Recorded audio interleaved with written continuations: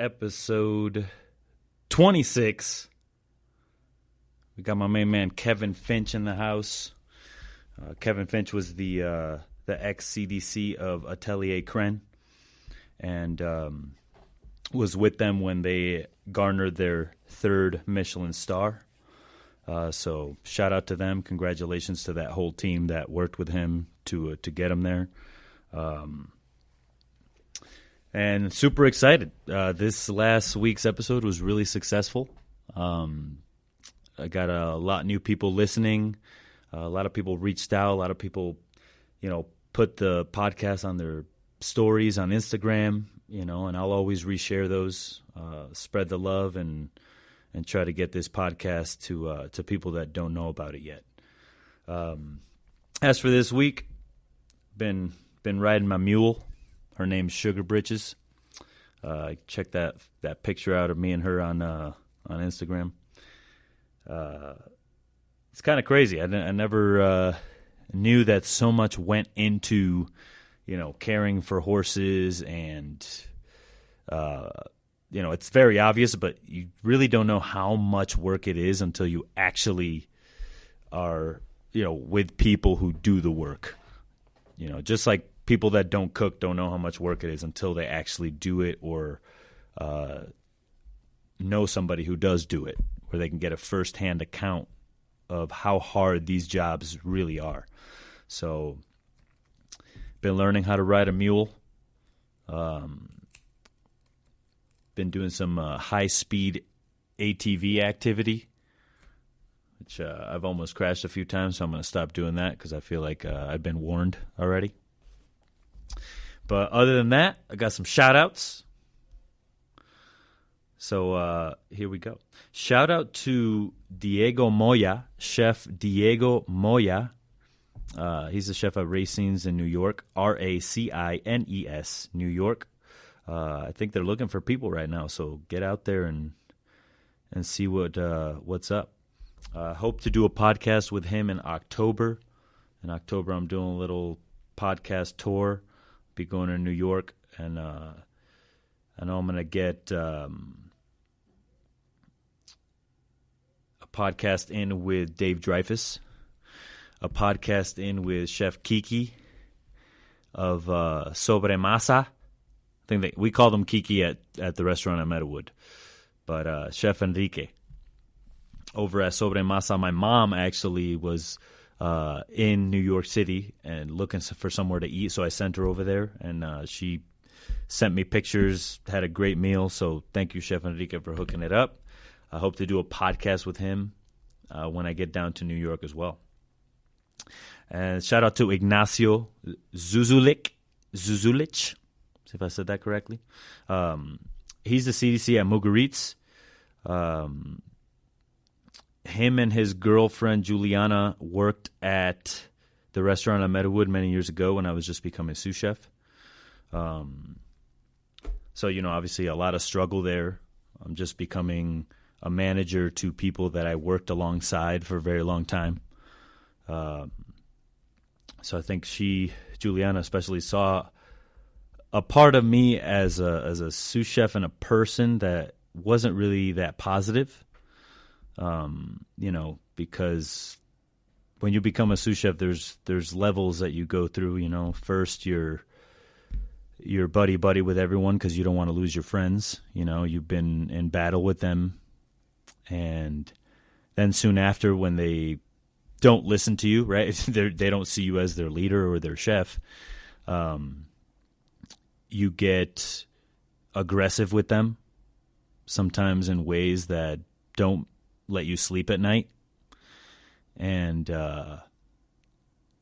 so, I definitely owe her an apology if I ever see her. So shout out to Juliana. She's out there with Ignacio chilling. I'm not sure when Mugaritz is going to open back up. I should probably look back into that. But shout out to Ignacio and shout out to Juliana. Shout out to my man Dave Dreyfus for making it on Forbes.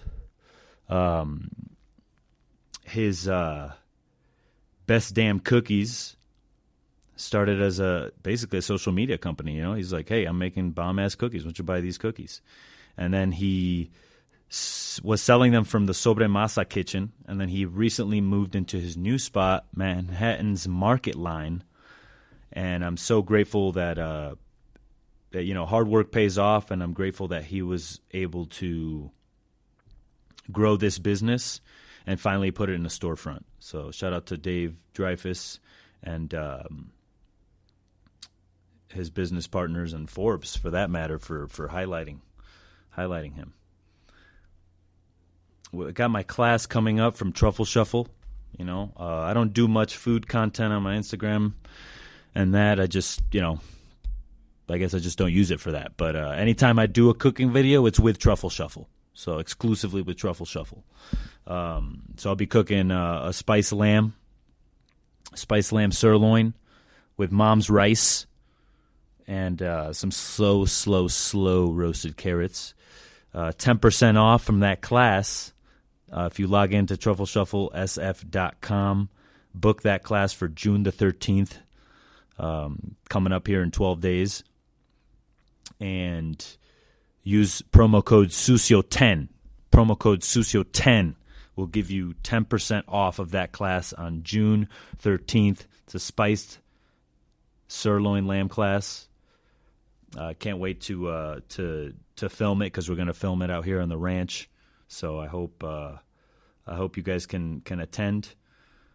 I know most of you listening are chefs. You're like, Dave, I don't want to fucking learn how to cook from you. I get it. But still, just come hang out. Come say what's up. Like to shout out Chef Miles Punzak Poe over at Ensue. He's been killing it over there. And Kevin Finch actually did some time there as well. He was one of the opening sous chefs at that restaurant before COVID hit. Had to leave due to COVID. And another chef that I got to shout out is Ki Chung. He was the CDC at Aubergine at L'Auberge Carmel. I'm saying that wrong. L'Auberge. He just had his last service there a couple days ago, so I can't wait to see what he's going to do next. I had the pleasure of working with him at I believe it was either a 12 Days or Friends of Ben Shuri dinner. I don't remember what event it was, but I remember they did kohlrabi noodles with oysters and butter, a lot of fresh herbs, and then they misted it with white soy. It's always a memorable dish for me. It was really tasty, and I like the simplicity of it in a setting of a 3 Michelin star restaurant. It was a pretty cool dish. And then last but not least, Leo Lopez the Lion. All right, he's a pizzaiolo. That's how he writes it. He's like, we need some love, baby. We're out here sitting in front of 500-degree ovens making pizzas, and not one shout out from you. All right, so I wanna just clarify that. I love my pizza makers out there. It's a hard craft. It's something that is treasured, and people spend their lives perfecting and trying to make the best pizza they possibly can. So shout out to all those people. During this podcast, we delve into the topic of the Willows Inn article. You know me, during this show, I don't really feel the need to subject the guests or the listeners really to anybody's personal beliefs on things of that nature. But me and Kevin delve into it a little bit, but it was quickly, because shortly after I realized, this is his podcast. We're not here to talk about negative shit that happened at some other restaurant that he'd never worked at, But we need to address it, It's hard, once again, to hear of a great restaurant that you love, that you want to work at, that you look up to, and to hear that they are treating people in this manner. I worked with Chef Blaine Wetzel for 12 Days dinner. By no means did I get any of that energy from him. And I can't speak to anything that happened over there because I don't know anybody that worked over there. I'm sure in due time I'll hear something. but I hope that they can overcome what they've been challenged with, and I hope that it's a good lesson for them to learn that they need to change the treatment of cooks and promote positive mental health in the kitchen setting.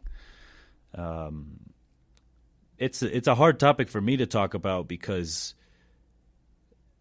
I'm a hard-headed person, man. Like, I just, I'm contrarian. I'm always like thinking about things differently. And when I was a young cook, I was a bastard to teach, even though I wanted to be a great chef. But you always have that little air of like, I know more, And I got to say, if it wasn't for the beatings and the hard times, where sometimes I did feel personally attacked, I don't think I would have made it to where I'm at today. And I don't know how to feel about that. I don't know if that's wrong or right. There's a lot to uncover there. Do I know that we cannot continue this going into the future? Of course. And I'm very intense in the kitchen, and I'm just a loud mouth no matter what I'm doing, joking around or running a service. So it was never anything personal, but I did raise my voice. When I worked at Charter Oak, when I worked at the restaurant on Meadowood, it just was part of it. You hear it all the time from cooks. Oh, I didn't want to get yelled at, or oh, I got yelled at. And it's a hard pill to swallow that a lot of the reason why I became successful was because I got yelled at. You know what I mean? Like that's not, I don't know what to think of it, really. So, you can email me, suciotalk@gmail.com, and we could talk about it on the show over the next coming weeks. As I said, this is the last show I have recorded, okay?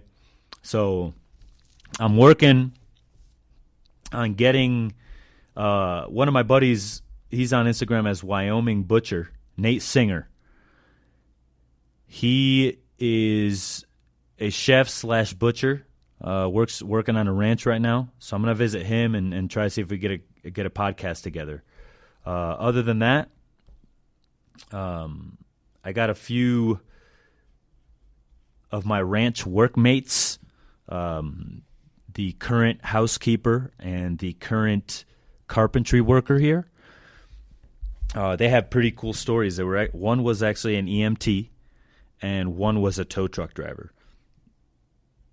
So when they start talking about all the traumas that they've seen and all the things that they had to deal with as a tow truck driver and an ambulance worker or an EMT, I think it's pretty interesting. So I'm going to sit them both down, and we're going to do a joint podcast at some point here, right? One, because I need episodes. I'm going to be honest with you. Two, I don't want you guys to shy away from the episodes of people that are not chefs, right? These people have struggled as well, and they're on suciotalk for a reason. A lot of I got a message about the Chef Verano podcast, and they were like, I didn't think this was going to be that interesting, but it really was. I promise you, if it's on suciotalk, it's interesting, all right? I say that, and this episode's going to suck. I'm kidding. Kevin Finch is very, very apprehensive about this episode. So I hope that that he's happy with the finished product. I mean, I listened to it back, and I love it. These conversations are one. It's the first conversation we've had on the show, and like I said, I will have repeat guests. I will have him on again, and we will talk about other things that are coming up. I'm still going to do a podcast with Charlie Apple at some point. Like I said, when I'm done here at the ranch in October, going to New York, possibly DC.